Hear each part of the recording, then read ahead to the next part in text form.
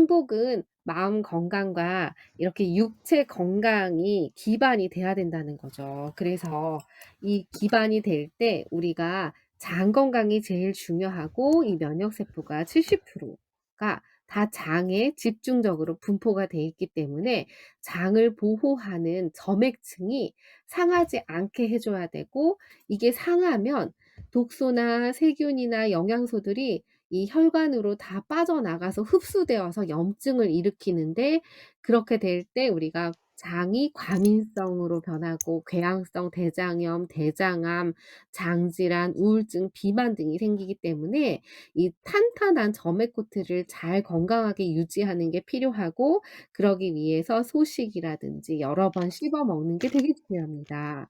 그리고 육류를 섭취를 줄이고 야채 위주로 식이섬유소를 많이 드시는 게 중요하고요.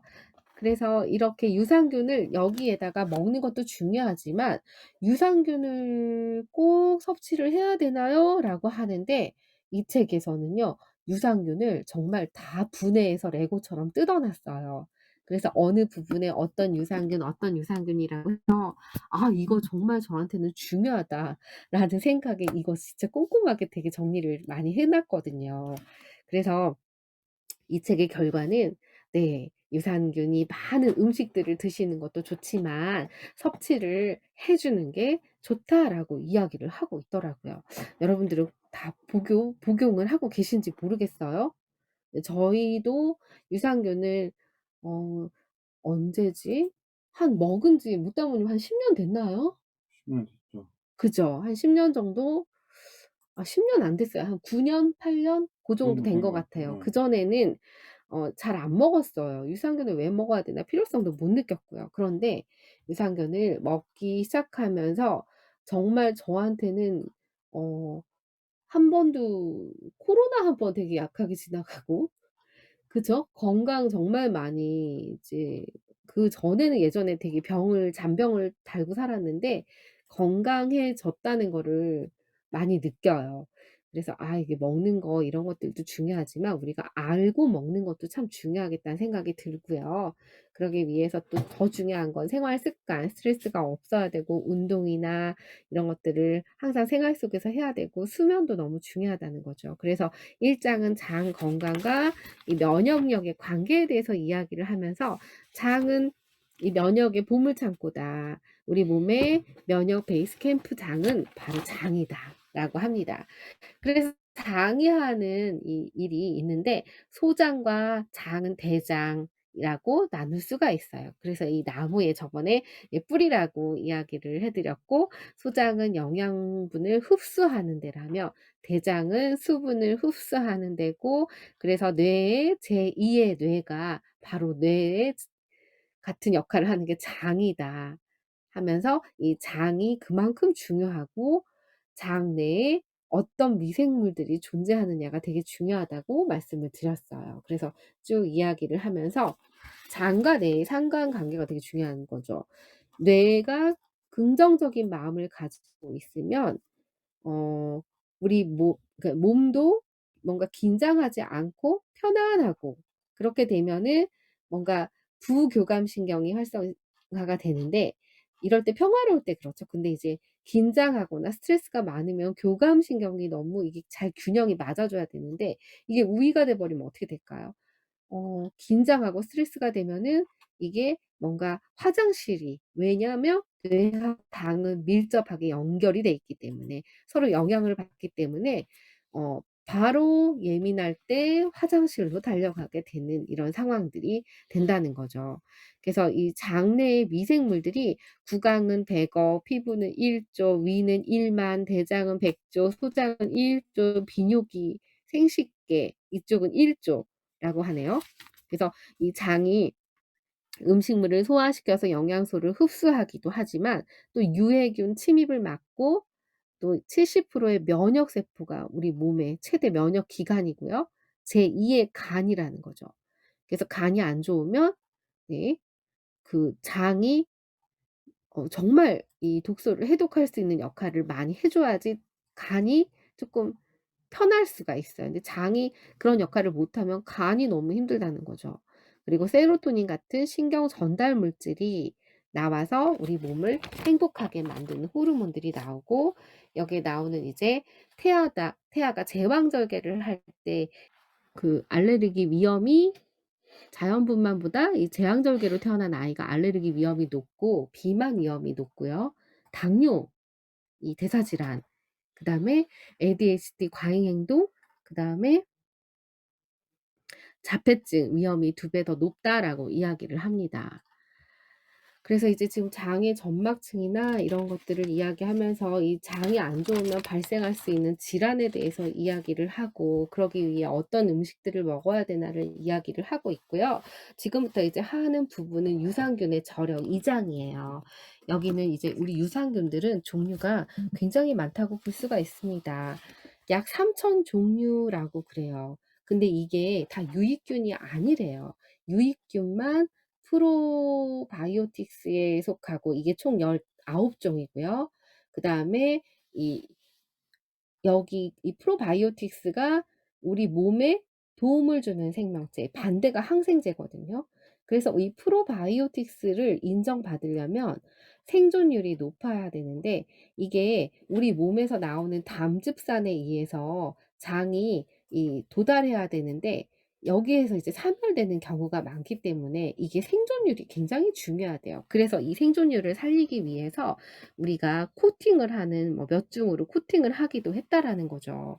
근데 이제 너무 코팅이 강렬하면 이게 이 사 나중에 배출이 돼도 이게 벗겨지지 않으면 아무리 비싼 유산균을 먹는다고 하더라도 소용이 없기 때문에, 그 코팅에 대해서도 이제 뒤에 나오기는 해요. 어떤 코팅이 된 걸 먹어야 되느냐. 코팅이 안 할 필요가 없는 유산균들이 있어요. 그게 바로 식물성으로 만든 유산균인데, 이거는 생존율이 굉장히 높고 담즙산에도 그렇고 위에도 그렇고 살아남는다는 거죠. 근데 이 동물성에서 유래한 것들은 아무래도 약하기 때문에 코팅을 해 가지고 만들기도 해요. 그러니까 그 차이가 이제 뒷부분에 나오는데 그렇다고 합니다. 그래서 이 프로바이오틱스로 인정받은 이제 이런 유산균들을 먹는 게 중요하고요. 그다음에 여기 있는 앞에는 또 이제 이 책에서 나오는 이 부분들을 그냥 제가 복사해 가지고 자료를 잘라서 붙인 건데요. 이 프로바이오틱스는 락토바실러스가 있고, 그다음에 비피도박테리움이 있구나. 그리고 이 안에서도 균주가 되게 여러 가지 균주들이 있어요. 그래서 어떤 것들이 좋은가, 뭔가 이 안에 하나하나가 세세하게, 비피도박테리움 롱검은 건강한 아기의 장에 많은 유산균이고요. 설사와 알레르기를 예방하는 이런 유산균이 있고, 예를 들어 락토바실러스 람노서스라는 이 유산균은 면역 조절하고 여성의 질 건강에 도움을 주고, 소장과 질벽을 하고, 이제 그 습진이나 피부염이나 이런 데 또 도움이 되는 이 균들이 있고, 락토바실러스 플란타룸이라는 이 균은 뭔가 이렇게 우울증 완화나 김치에서 이제 유래된 유산균이고, 이런 유산균의 종류가요 엄청나게 많다는 거예요. 그래서 이 유산균의 종류가 너무 많다 보니까 어떤 사람한테는 맞는 유산균이 있고 그렇지 않은 사람이 있고, 사람마다 장의 환경이 너무너무 다르니까 이게 맞나 안 맞나. 그래서 근래에는 최신 유산균들은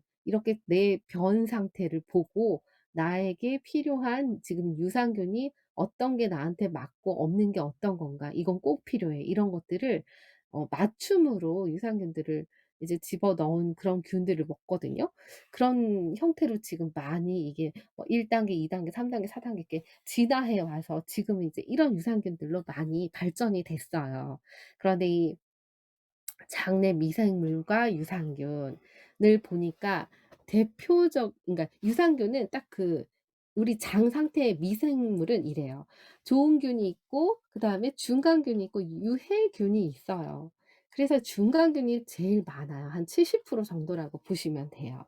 그리고 유익균은 20%고 유해균이 10%면, 유익균이 다 우세가 되기 때문에 몸이 장 상태가 건강하다고 볼 수가 있어요. 그러면 건강한 장은 유해균도 있겠네요? 그럼요, 있어요. 그런데 유익균이 더 많다 보니까 아무래도 이 유해균은 또 하는 역할이 몸에 안 좋은 것들을 독소들을 딱딱 흡착시켜 갖고 모아 가지고 유익균을 통해 같이 싹 다 싸잡아 밖으로 보내는 역할을 하거든요.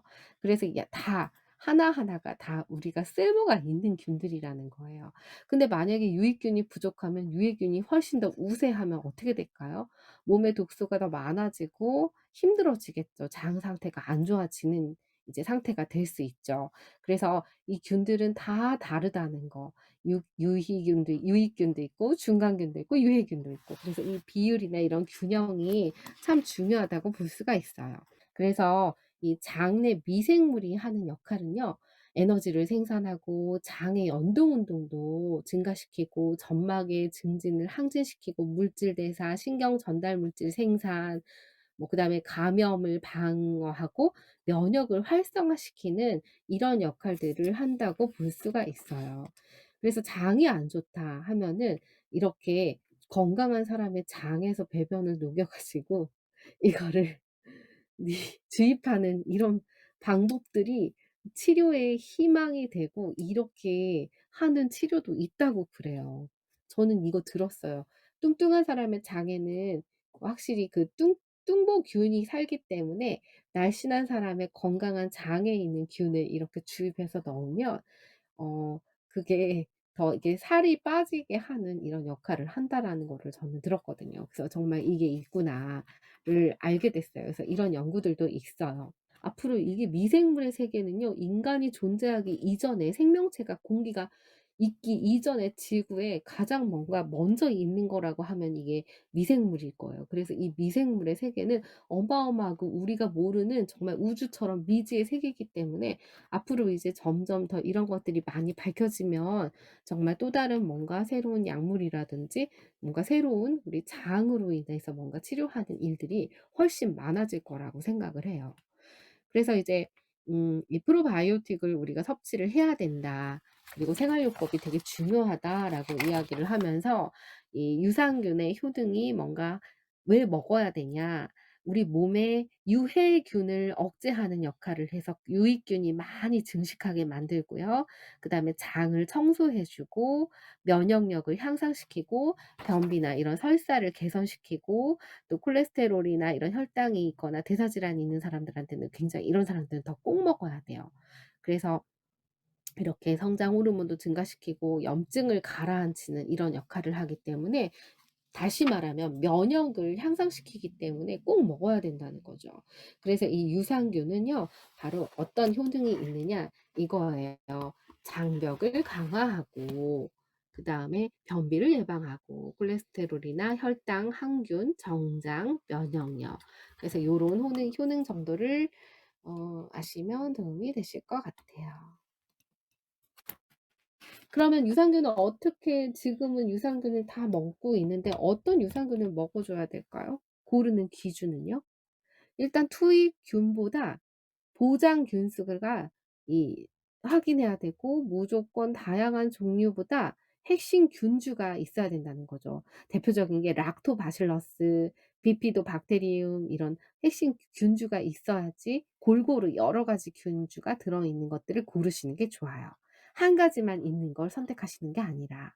그리고 음 먹었는데 2 개월 이상 지났는데 모르겠다 하시는 분들은요. 제품을 바꿔 보라고 하네요. 나한테 맞는 게 사람마다 이게 균이 다 다르기 때문에 꼭 이런 것들이 차이가 있다는 거죠. 저렴한 가격이 선택 기준이 되면 안 된대요. 가격이 천차만별이거든요. 그래서 어떤 걸 골라야 되느냐? 가격이 높아도 이 원료 출처가 분명한 것들 있잖아요. 그래서 제일 회사도 중요해요. 연구를 어떻게 했고 어떻게 특허를 받았나 이런 균주 전문가가 연구자가 이걸 책임지고 제조한 제품을 선택해야 된다는 거죠. 그리고 이 프리바이오틱스까지 들어 있어야 돼. 이 프리바이오틱스는 뭐냐? 프로바이오틱스가 이 유산균이 유산균인데 이 프리바이오틱스는 유산균이 되게 만드는 먹이예요. 그래서 뭐 프락토 올리고당, 갈락토 올리고당, 말토덱스트린, 이눌린 같은 이런 프리바이오틱스 성분이 함유된 게 좋다는 거죠. 그리고 이 책에서 식물성과 동물성 유산균 이야기를 하고 있어요. 우리가 대표적인 식물성 유산균은 이거예요. 김치, 청국장, 된장. 그런데 이런 산성이 강한 환경에서 성장하기 때문에 위산, 담즙산에 안전하다는 거죠. 그래서 장에 살아서 도달하는 비율이 많고 8-90%가 다 되니까 우리는 이렇게 식물성 유산균들을 우리나라 사람들은 많이 먹는 게 필요하대요. 왜냐하면 동양인이 서양인보다 장이 30cm 더 길거든요. 그래서 더 많은 유익균이 필요하대요. 그래서 식물성 유산균이 우리는 제일 많이 먹는 게 필요하고요. 동물성도 만약에 요거는 이제 가격이 대체적으로 좀 더 유산균 가격이 싸요. 근데 이제 요구르트, 치즈나 이런 배양된 유산균들이 이 장에 도달하는 비율이 한 10% 에서 20% 정도 된다고 합니다. 그러니까 훨씬 낮죠.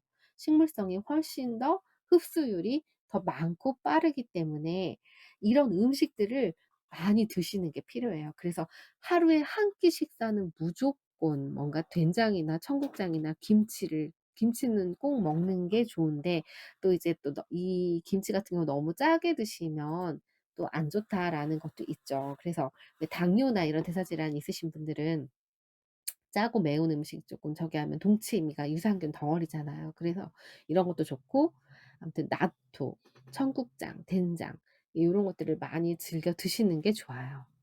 그리고 생균이 있고 사균 제제가 있어요. 생균은 말 그대로 살아있는 균을 과립화해서 만들어서 이거를 이제 뭐 이 균을 배양해 가지고 먹기도 하죠.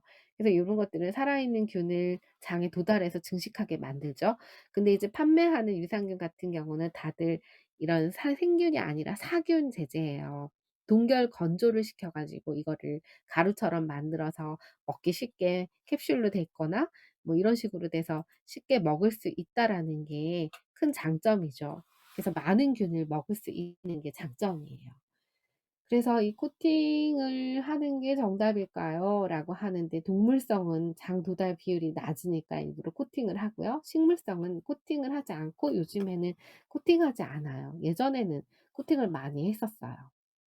그리고 어 이 발효식품 많이 먹는 거 그래서 누가 특히 먹어야 되나 나오는데요. 여기 뒤에 보면은 또 나옵니다. 각종 질병과 유산균 한번 해 볼게요. 이 부분은 현대판의 불로초가 유산균이라고 볼 수가 있어요. 장의 유산균 같은 경우는 정착하지 않아요.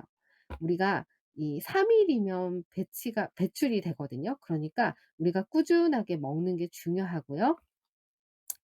김치, 청국장 그다음에 홍어, 삭힌 홍어 있잖아요. 전 그거 못 먹는데 이거 좋아하시는 분들은 되게 좋아하시더라고요. 전 냄새 나서 못 먹어요. 근데 이런 것들이 유산균이 되게 많기 때문에 이런 것들을 먹는데 나트륨도 많은 경우가 많아서 주의를 해야 된다는 거예요. 그래서 그 대안이 "유산균을 먹어야 된다."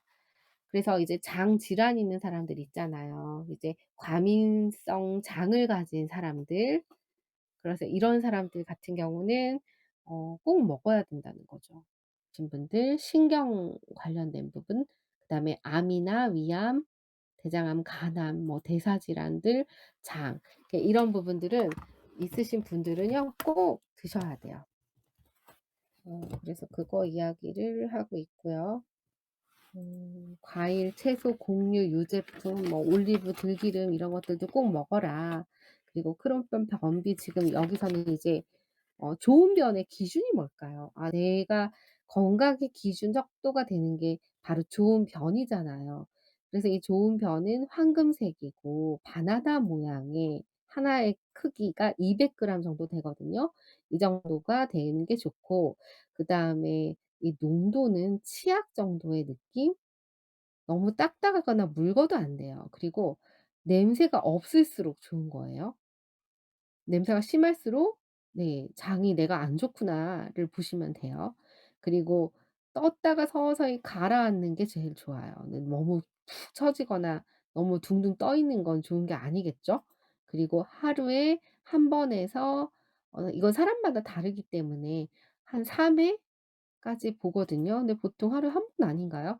그래서 요 정도가 가장 좋은 변의 기준이라고 볼 수가 있어요. 그런데 만약에 색깔이 혈변이다, 검은 변이다 이런 경우는 건강에 지금 '아 이 변이 좋지 않은 상태구나.'를 알 수가 있겠죠. 특히나 혈변은 네 꼭 가셔야 됩니다 병원. 입장에 뭔가 질환이 있거나 할 수 있기 때문에 특히 변비 환자는 이렇게 프로바이오틱 섭취는 필수라고 하네요. 병 관찰도 필수고요. 그다음에 암 환자들, 대장암, 유방암, 간암, 그다음에 자가 면역 질환인 사람들, 아토피, 류머티즈, 관절염 이런, 그다음에 이들에게 뭔가 필요한 이제 유산균들이 다 이렇게 종류별로 있는데 이 책에서는 막 그런 것까지 다 설명을 해 놨어요, 너무 꼼꼼하게. 대사성 질환 뭐 여기도 꼭 이렇게 먹어야 되고, 특히 비만 같은 경우는 그 뚱보균이 퍼미큐테스라는 균인데 이 균이 많아서 우위를 차지하면 얘가 그 먹어도 배가 안 고프게 한대요. 계속 더 먹게 만든대요. 그래서 체중을 늘린다는 거죠. 그래서 이 날씬한 사람, 뚱뚱한 사람 비교를 했더니 날씬한 사람한테는 그 균이 음 퍼미쿠테스 비율보다는 이 뭔가 이 박테로이데스가 훨씬 많았다고 그래요. 그러니까 이 박테로이데스가 많은 유산균을 먹으면 살이 당연히 빠지고, 네, 이렇게 되면 염증도 줄어들고 체중도 감소가 될 수밖에 없겠죠. 그래서 이렇게 각자에게 맞는 균을 먹는 게 되게 중요하다는 거죠. 당뇨병에는 필수고요. 그다음에 대사증후군에도 필수고요. 그다음에 심혈관계 질환인 사람들, 고지혈증이나 동맥경화, 여성 질환에도요. 이 굉장히 또 질이 또 그 대장염이나 이런 이게 그 붙어 있잖아요. 그래서 굉장히 영향을 많이 주고, 또 중요한 건 뭐냐면 이런 여성 질환이 있으신 분들 같은 경우는 에스트로겐, 이제 중년이 되면 에스트로겐 농도가 낮아지거든요. 그러면 유산균이 감소를 할 수밖에 없어요. 그러면 산도가 되게 중요한데 그 산도가 깨지게 되면은 뭔가 이렇게 세균이 침입하거나 이러기가 쉽다는 거죠. 그래서 이럴 때는요, 유산균을 직접 이렇게 뿌리는 이런 방법들도 있대요. 그래서 유산균을 섭취하는 게 되게 중요하고, 요즘에는 여성들을 위한 이런 여성 유산균이 따로 많이 나오기 때문에 그런 부분도 좋아요. 그리고 피부, 뇌 뭐 이렇게 다 유산균이 당연히 면역과 관련되기 때문에 다 기본적으로 필요한 부분이라는 거죠. 그리고 사장은 완전 무결한 면역력의 비밀이라는 이제 면역력에 대해서 이야기를 하고 있어요. 그래서 이 면역의 장 점막의 70% 이상을 차지한다. 그렇기 때문에 이 장 건강이 가장 중요하다라고 이야기를 하고요. 면역은요, 부족해도 뭔가 암이나 염증이 생길 수 있어요. 이럴 때는 유산균과 면역을 강화하는 방법으로 치료를 해야 돼요. 건강하면요, 아무것도 먹을 필요가 없다고. 근데 이 책에서는 아무리 건강한 역할을 해도 우리가 최적의 건강하더라도 좋은 생활 습관과 이걸 유지하기 위해서 유산균을 잘 섭취하는 게 필요하다는 거죠, 예방 차원에서. 그리고 이제 면역은 부족해도 문제가 되고 과도해도 문제가 돼요. 부족하면 이런 암이나 감염이 생길 수가 있지만 면역이 과도해 버리면은 자가 면역 질환이 생길 수가 있다는 거죠. 그래서 이 면역이 자기 자신을 공격하는 역할을 하거든요. 이제 그런 질환 중에 대표적인 게 아토피, 천식, 뭐 자가 면역 질환들인데, 이런 경우는 면역을 억제하는 역할을 하는 이제 약물을 치료를 해요. 그런데 여기에도 유산균 섭취는 필수라는 거죠. 그러니까 과도하든 부족하든 건강하든 유산균은 기본적으로 꼭 필요한, 지구에 전쟁이 나도 꼭 챙겨야 될 게 뭐냐? 유산균이다라고 이야기를 하고 있습니다. 그래서 이 자신의 면역 측정 체크리스트도 나오고요. 이 면역에 대해서 쭉 나오고, 이 하나하나의 면역이 왜 중요한지 이 역할에 대해서 이 책에서 이야기를 하고 있어요. 그렇다면은 우리가 이 면역이 떨어졌을 때 장을 우리가 어떻게 챙기고 어떻게 살아야 되나. 유산균만 가지고는 안 되잖아요. 당연히 안 되죠. 식습관이 너무 중요한데 채식으로 먹는 거, 그다음에 발효 음식을 먹는 게 되게 중요하대요, 평소에. 그래서 단백질을 섭취하는 것도 많이 중요합니다. 단백질을 섭취하고 그다음에 유산균의 섭취도 필수인데, 글루텐이 있는 거나 밀가루가 정제된 탄수화물이나 이런 지방을 많이 먹을 때는 이 장이 네, 더 이런 것들을 먹으면 장내 환경이 좋아지지 않는다고 하죠. 그래서 오래오래 씹어 먹는 습관, 소식하는 게 되게 중요하대요. 하루에 또 이제 너무 새 끼를 다 먹으려고 하지 말고 나이가 들수록 성장기는 뭐 잘 먹어야 되겠지만 "두 끼를 먹는 이런 간헐적 단식도 좋다."라고 이야기를 하고 있어요. 그래서 시간까지도 너무 친절하게 이 책에선 다 나오고 어떤 걸 먹어야 되나 안 먹어야 되나 뭐 음 이제 그 미생물의 장내 미생물의 먹잇감이 이제 바로 섬유소거든요. 그래서 대장 미생물로 발효돼서 변으로 배출하는 과정에서 효능을 발휘하는 게 이 섬유소이기 때문에 섬유소가 많은 식이섬유를 우리가 정말 많이 안 먹게 되는 것 같아요. 특히 가공식품 많이 먹는 분들은. 그래서 가공식품 먹어도 편의점에 왜 오이, 당근 막 이런 거 어떻게 세척돼 갖고 이런 거 과일 같은 거 좀 많이 팔았으면 좋겠어요. 그래서 우리가 뭐 컵라면을 드신다 급하게 뭐 삼각김밥을 드신다 뭐 그래도 안 된다는 거죠. 이게 야채 과일 같은 거 꼭 챙겨서 같이 드시는 게 필요한 게 뭐냐면 식이섬유를 드셔야 돼요. 식이섬유가 하는 역할이 그런 가공식품의 첨가물의 독소까지도 같이 빼서 배출을 시켜 주는 역할을 하거든요. 그래서 식이섬유는 불용성이 있고 수용성이 있어요. 불용성은 물에 잘 녹지 않은 약 식이섬유 약간 빗자루 같은 이런 역할을 해요. 그래서 쓸어 담아서 흡착 배설시켜 갖고 보내주는 역할을 하죠. 수용성은 약간 세제와 같아요. 그래서 미역이라든지 다시마나 이렇게 끈적끈적한 거 있잖아요. 뭔가 토란이라든지 이런 이런 것들이 되게 물에 잘 녹는 식이섬유들인데 이렇게 부드럽게 변을 만들어 줘요. 그리고 장내에 환경을 좋게 하는 먹이를 만들어 주거든요. 그러니까 어 이걸 같이 많이 챙겨 먹는 게 중요한데 이 불용성과 수용성은 2대 1 비율로 먹어 주는 게 제일 좋고 얼마나 먹어야 되냐? 남성은 25 그램, 여성은 20 그램 정도를 식이섬유를 꼭 매일 섭취해라."라고 이야기를 하고 있어요. 오이, 당근 열심히 양배추, 오이, 당근 뭐 상추 이런 거 꼭 많이 우리 쉽게 또 구할 수 있는 거잖아요. 그래서 많이 이런 것들 콜라비 이런 거 간식처럼 과자 대신에 챙겨 드시는 거 요런 거 많이 하셨으면 좋겠어요.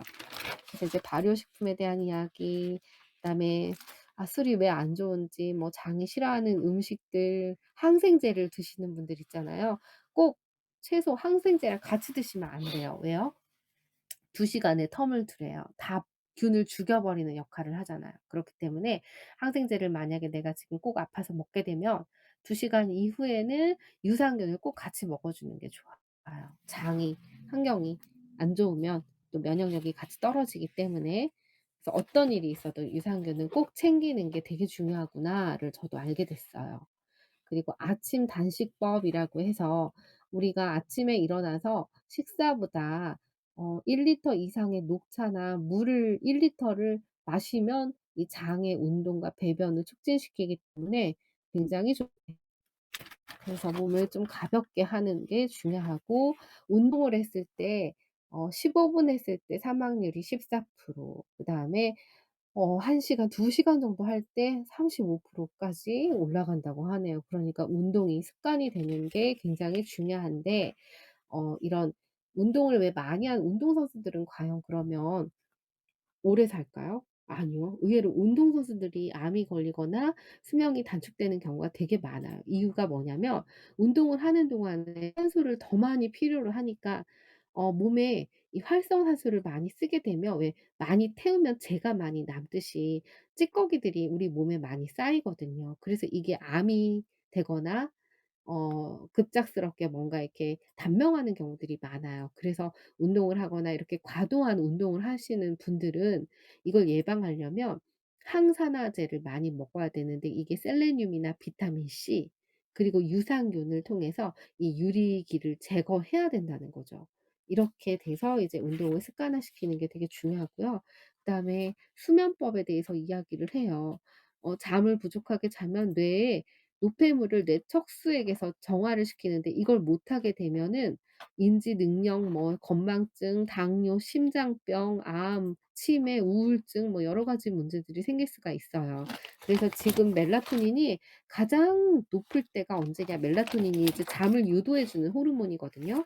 근데 사실 너무 죄송해요. 이 시간이 멜라토닌이 최고 많이 분비가 될 때예요. 그래서 10시 전에 기상을 하고 제일 낮을 때가 아침 6 시가 되면 이 멜라토닌이 가장 낮아서 그때 깨는 게 가장 건강한데, 이렇게 이제 멜라토닌이 분비가 이제 밤 늦은 시간에 뭔가 불을 환하게 켜 놓거나 그러면 멜라토닌이 제때에 뭔가 이게 농도가 짙거나 옅거나 이 부분들이 잘 균형 있게 움직이지 못한다는 거죠. 그래서 이 멜라토닌이 분비가 잘 돼서 수면을 잘 취하기 위해서는요, 낮에 반드시 햇빛 보면서 운동하는 게 필요해요. 그래서 식사 전에 그리고 뭔가 먹기보다는, 그러니까 다 주무시기 전에 3 시간 전까지는 무조건 식사를 안 하시고 아무것도 뱃속에 들어가지 말아야 돼요.